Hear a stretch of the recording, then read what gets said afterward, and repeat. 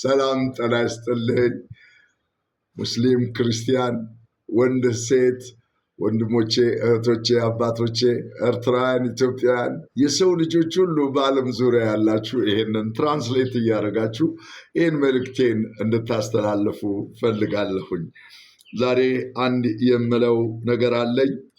ዛሬ የምናገረውን ነገር መሰረተ ሐሳቡ ወደ ውስጤ የመጣው ከመጽሐፍ ቅዱስ ከሉቃስ ወንጌል ምዕራፍ 13 ቁጥር 10 ላይ ያለ ቃል ነው እና ይሄ ቃል አንድ ነገር ያስረዳል እና ቃሉን ከመናገሬ በፊት አንድ ምስላዊ የሆነ ነገር ላሳያችሁ ፈልጋለሁኝ። ቃሉ የሚናገረው ቀጥ ብሎ መሄድ የሚችል ሰው ጎብጦ ስታዩት፣ ይሄ ቀጥ ብሎ የሚሄድ እውነት ለመናገር ይሄን ላስቀምጥ፣ ውሃ ጠጡ። ውሃ በጣም ይጠቅማል ለጤንነታችን እና በዚህ አጋጣሚ አሁን ይሄ ቀጥ ያለ ነገር እንደዚህ ቢጎብጥ ብታዩት፣ እንደዚህ የጎበጠን ነገር፣ የጎበጠን የሰው ማንነት፣ የጎበጠን ወጣት ልጅ፣ የጎበጠን ስራ መስራት የሚችል ሰው፣ የጎበጠን ማምረት የሚችል መለወጥ የሚችል ክሪኤቲቭ ኢንቬንቲቭ የሆነ ቀና ብሎ እንዲኖር የተፈጠረ አዳም ነው የጎበጠው። ከአዳም ነው ሔዋን የተሰራችው። ታሪኩ ይሄ ነው። እንግዲህ መጉበጥ ማለት ቀና ያለ ማለት ነው እና ይህንን ቀና እንድል የሚያደርግ የሰው ልጅን ቀና የሚያደርግ አንድ ኃይል አለ። እሱን ነው ማነበላችሁ። ዛሬ ሁላችን ጎብጠን ያለንበት ነገር አለ እና ከጎበጥንበት ነገር ቀና እንድንል ያስፈልጋል። ምክንያቱም በሀገራችን በዓለማችን የዓለም ኢኮኖሚ ውስጥ እየተፈጠረ ያለው በዓለም ሰላም ዙሪያ ላይ ያለው ከተፈጥሮ ጋር ተያይዞ የሰውን ልጅ ጭንቀት አጉብጦታል። ጦርነት አጉብጦታል። ዘረኝነት አጉብጦታል። ይህ ብቻ አይደለም፣ ጤና ማጣት አጉብጦታል። ስንፍና አጉብጦታል። ጉቦኝነት አጉብጦታል። ራስ ወዳድነት አጉብጦታል። ፍቅር ጎብጧል። ትጋት ጎብጧል እና ሰላም ጎብጧል። የጎበጠብን ነገር ኢኮኖሚ ጎብጧል። ልክ ነው። ኑሮ የጎበጠ ነገር አለ። ወዳጅነት ጎብጧል። ትዳር ጎብጧል። ቤተሰብ ጎብጧል።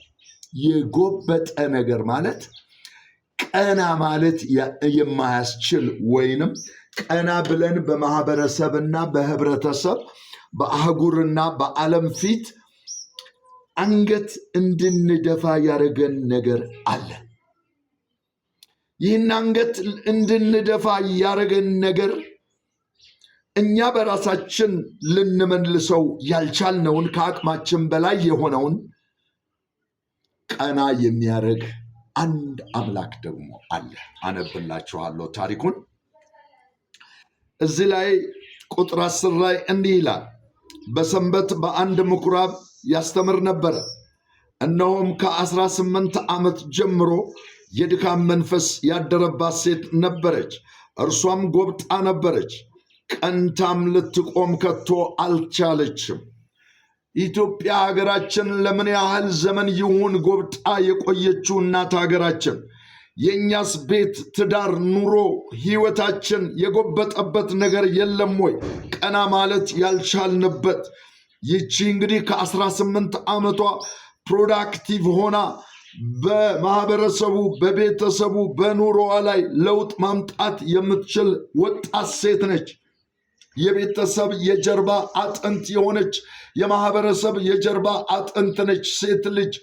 ግን እዚህ ጎብጣለች። ገና በ18 ዓመቷ ቀና ማለት አልተቻላትም። ኢየሱስም ባያት ጊዜ በጉባኤ በብዙ ህዝብ መካከል ነው ያየው።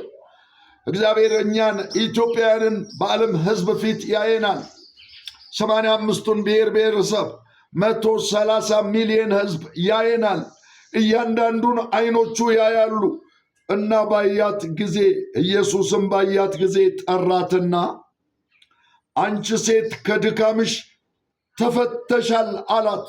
ዛሬ በጌታ በኢየሱስ ክርስቶስ ስም እያንዳንዳችን በደከምንበት ነገርና በጎበጥንበት ነገር የጌታ የእግዚአብሔር መንፈስ መጥቶ በክርስቶስ ኢየሱስ ስም ዛሬ መፈታት ይሁንልን።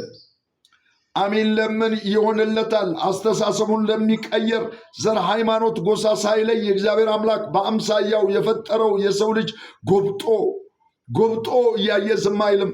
በጦርነት እያለቀ እርስ በርስ እየተባላ ለጊዜው ዝም ብልም እግዚአብሔር አስችለው